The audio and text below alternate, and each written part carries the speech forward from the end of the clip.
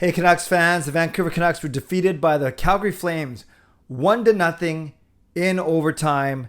Here's what I liked, here's what I didn't like, and here's one other thing. I am Canuck Clay, and this is my Canucks take on one take. It's Clay's Canucks commentary and my post-game recap for Saturday, January the 29th. If you're new, here's what you should do. Hit the subscribe button now for daily Canucks insight that's positive, timely, and trustworthy.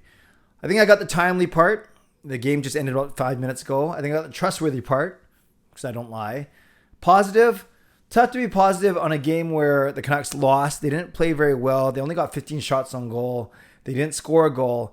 And most importantly, Calgary is my least favorite team in the entire league. Now, I've never liked them. They're a little bit better once they got Mark Schmentana, just a little bit, only because I actually like those two players, admittedly. I don't hate them just because they went to Calgary, but I still dislike the Calgary Flames. And the fact that they're one of the teams we got to catch in this playoff race, and we lose ground to them on a night where other teams in the playoff race also won.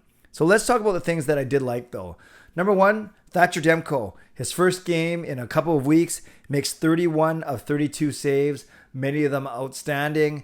And I know that even before he got COVID or he went into COVID protocol, I would always start off my videos with saying what I like Thatcher Demko.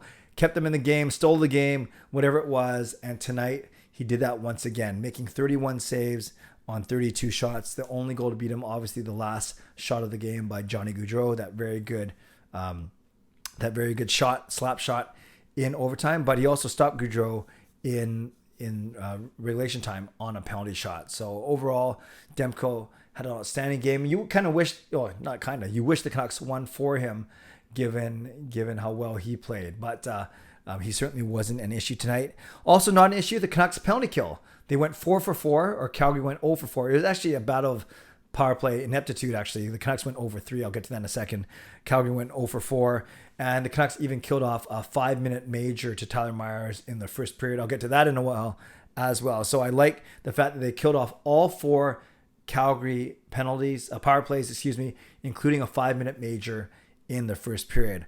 I also like the way that the Canucks were blocking a lot of shots. I think it was 10 block shots in the first period alone. Ended up with 20 on the night, so another 10 over the final 2 periods. But that says a lot about your team when you're blocking shots, either with your legs, your skates, your body, your stick, whatever it may be. They try to help Demko out. Of course, there's always a risk in blocking a shot that A, you're going to get hurt, or B, you're going to deflect it past your own goalie. But I thought that they showed a lot of heart in blocking all those shots. Horvat was okay in his first game back, also after 2 weeks. Played 20 and a half minutes, 20 minutes and 32 seconds, -1 because he jumped on the ice for Miller right at the end there. But I thought overall that Horvat played quite well. I'm just trying to think of individual performances as well. Besser had 4 shots on goal. And I will say that Noah Juulsen, he played actually very well. He thrust into the lineup today and then had to play 20 minutes because of Tyler Myers' quick exit. The Canucks went down to 5 defensemen, and Juulsen played actually quite well. And Quinn Hughes, what a monster. 31 minutes of ice time, 4 minutes on the power play, 5 minutes shorthanded, and then, of course, the rest of the game put out there to help the Canucks try and generate some offense. So there were certainly some positives in tonight's loss. Negatives. Well, let's start as a team. 15 shots on goal, including 1 in the first period. 1 shot on net 2 nights after you blitz Winnipeg 5-1. I'm not sure how that happens, but yes, the Canucks got 1 shot on goal in the first period. So a horrible start. I mentioned as well their power play. Feeble, horrible, 0 for 3. And they got 2 power plays, the last 2 power plays of the game in the third period. You got to make Calgary pay at that point, but the Canucks couldn't do it. They didn't muster any. I don't remember any good chances on the power play, actually. They couldn't get in the zone. They couldn't get set up. It was very, very frustrating. So both power plays were bad. And you could say they're both equally untimely. The Calgary Flames had a chance to bury the Canucks early in that 5-minute major in the first, couldn't do it. Yet the Canucks had the 2 final power plays of the game, and they couldn't do anything with that. Can't really fault any of the players in a 1-0 loss in overtime. But what I didn't like Tyler Myers' decision making when he tried to put Trevor Lewis through the boards with his elbow. Sure, he was frustrated that he got a hand to the face, and maybe he thought that was a bit of a dirty play by Lewis. But that doesn't excuse Myers from going hard, really hard, propelling himself with the shoulder-elbow combination into Lewis's head.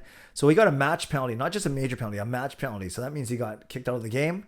And that means he's likely to face a fine or suspension. I've seen stuff on the net, maybe 1 or 2 games, but we'll find out in the next little bit. But with Myers going out with that poor decision making, it left the Canucks without their top 3 right shot defensemen.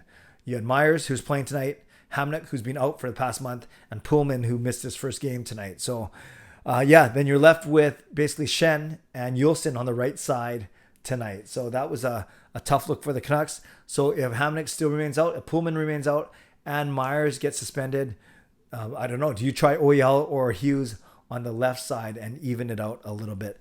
We shall see.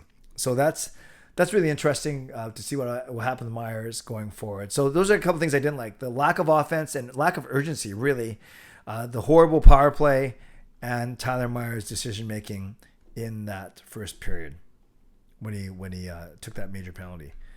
Okay, one other thing. This makes it tough for the Canucks.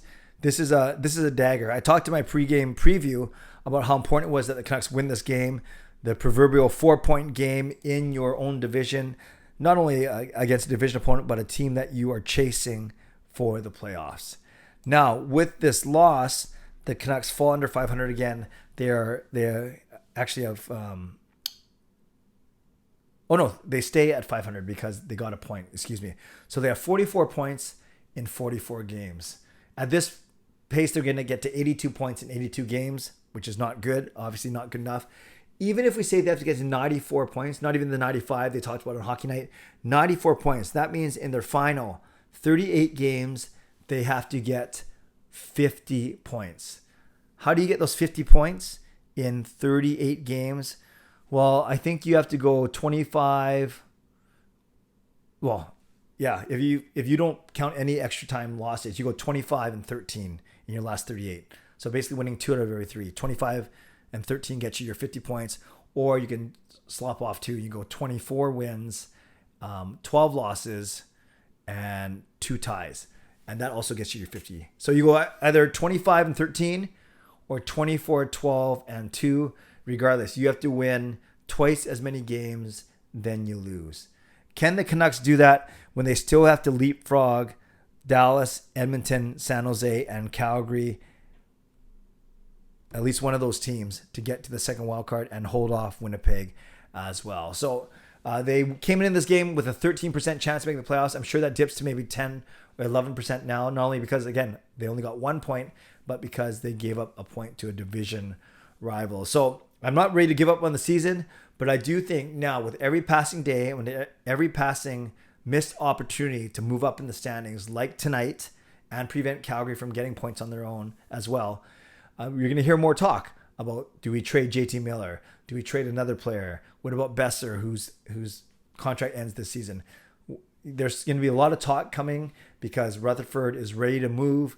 We now have a GM in Patrick Alvin, and the trade deadline is coming up in only 6 or 7 weeks. So it's a story that we will certainly track going forward, but I'd love to know your thoughts on, do you still hold up hope, the slim hope that the Canucks will still make the playoffs this season? You know me, I'm Mr. Positive, I'm Mr. Optimistic, but realistically, I've been saying this since December. Even when they went on that hot streak, I thought that the hole was too deep to climb out of. Not to be Mr. Negative on a Saturday night, I'm trying to be as realistic as I can. So let me know what you liked, what you didn't like, and one other thing. Give a shout out to my sponsors, Perform and Transform and Van City Experts Real Estate Group. All the members who I mentioned earlier today, but I'll do it real quick again. Legendary Lucas Gates, legendary Justin Credible, legendary Andrew Chang, hero members nucksfan number 29 and Carol Bovenlander, Hall of Fame members Jens 95, Sim Alexander, Chris Seifert, Adam Brewfield, Shannon Hollingworth, HSM Fangirl Gaming, Smooth Move, and Funk You. Thank you for your support as always. And thanks to the support of all members of all levels, you are listed in my video descriptions. If you want to become a member of the CCC Crew, press the join button underneath this during my videos or the memberships tab on my YouTube channel. Subscribe if you'd like to, like this video if you'd like to, become a member or upgrade if you'd like to, leave a comment down below if you'd like to. Tell me what you liked, tell me what you didn't like, and tell me one other thing. Also, don't forget to leave me a question for my Ask Me Anything vlog tomorrow. Do that on my community tab. And don't forget, tomorrow night, 10 p.m., my regular Sunday night live stream, Lego Rocks 99, the legend himself, Gio, will be joining me for a live chat on that live stream. So I hope you make plans to join me tomorrow night. You'll see in my Ask Me Anything vlog around lunchtime tomorrow, and then I have a bunch of member chats for the rest of the day. So I'm looking forward to a good day tomorrow. In the meantime, stay safe, stay healthy, take care of yourselves, and take care of each other. Have a great night. God bless, and go Canucks go.